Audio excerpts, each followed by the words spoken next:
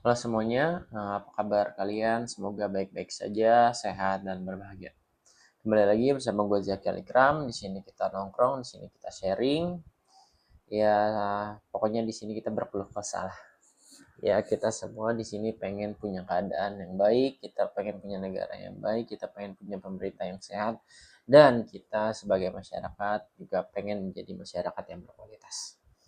Oke, langsung aja dan selamat menikmati.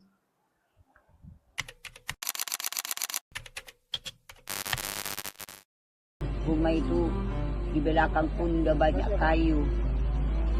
Tapi syukur lagi ada menangkal batang apa itu, kelapa. Tapi sekarang udah enggak ada rumah kita. Rumahku enggak ada. Kenapa? Rumahku sudah hancur. Jalannya di sini.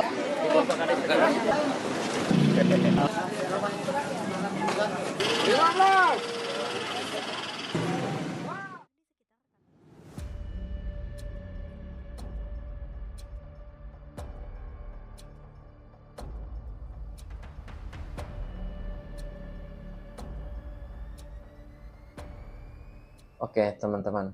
Di sini gue mau ngebahas persoalan bencana alam yang menimpa Sumatera. Itu benar-benar ya ngeri sih. Kayak 3 provinsi, cuy.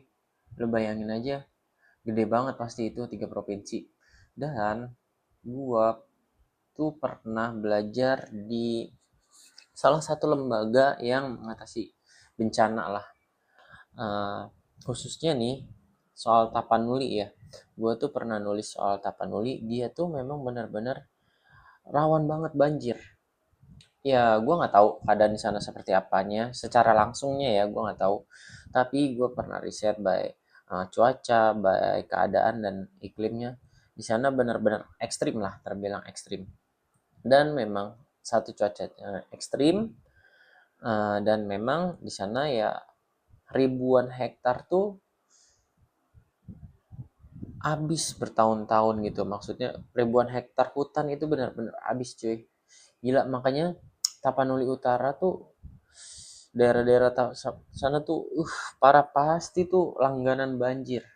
Ya karena mereka secara ketahanan alamnya tuh udah habis dibabat gitu. Karena kan ya hutan yang seharusnya dia menyerap air, tapi ya ribuan hektar dihilangkan gitu kan setiap tahunnya. Enggak tanggung-tanggung, enggak 1.000 hektar, 5.000 hektar, enggak 5.000 hektar lebih pasti diambil. Bahkan ya salah satu pejabat yang terbilang agak nyeleneh tuh gue pernah lihat langsung orang ya.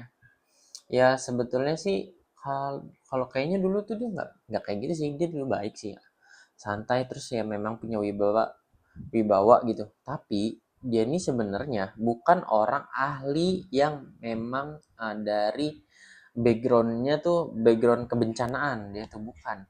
Dia tuh hanya kayak ya dia nih kayak double double job lah sebilangnya.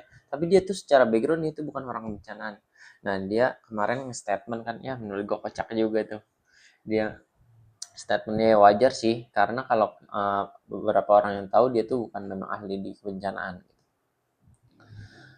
Ya terus memang ya seperti biasa lah, biasa pejabat-pejabat kita kan pada ngelantur-ngelantur juga lah, nanganin krisis gitu kan. Kayak Pak siapa sih kemarin, Zulhas, terus Feral, terus ya beberapa pemerintah lah responnya, terus turun ke masyarakatnya kayak punya maksud lain lah, nggak tulus pure, memang benar-benar secara emosional bergerak untuk menolong teman-teman atau saudara-saudara kita, masyarakat-masyarakat kita yang ada di sana gitu, terdampak dari bencana Sumatera gitu. Padahal kan ya kita kalau ngelihat secara langsung gitu ya, itu pasti benar-benar menyentuh hati. Bayangin aja cuy, lu nih banjir nih, ya kan? Itu banjirnya udah bukan air lagi, udah bukan air butak lagi, benar-benar pasir, benar-benar lumpur gitu loh. Dan lumpurnya itu ada potongan-potongan kayu, cuy. Gila nggak tuh? Coba gimana? Lu ngebalikin keadaannya tuh gimana tuh? Itu udah kayak gila. kayak ya di jalur Gaza kali itu ya apa gimana gitu, nggak ngerti. Itu pasti sulit itu untuk memperbaiki keadaannya, memperbaiki lingkungannya sulit karena ya pasir, lumpur gitu ya, mengeras. Gue nggak tahu gimana caranya kan, cuman itu benar-benar nggak habis pikir aja. Wow, separah itu memang. Yang gue takutin selama ini tuh ya akhirnya alam sendiri yang membuktikan gitu kan. Ya kita udah berapa kali kita teriak-teriak krisis iklim ya kan, stop penambangan ya, pokoknya kita harus lebih mementingkan alam gitulah. Tapi nggak ada respon serius, nggak ada tanggapan atau tindakan yang serius, akhirnya benar-benar alam yang membuktikan gitu kan. Ya kita yang menyuarakan puas, enggak, kita benar-benar turut prihatin. Tapi permasalahannya, kapan kita nih mau memperbaikinya? Ya seharusnya sih ya kalau kalau waras gitu ya,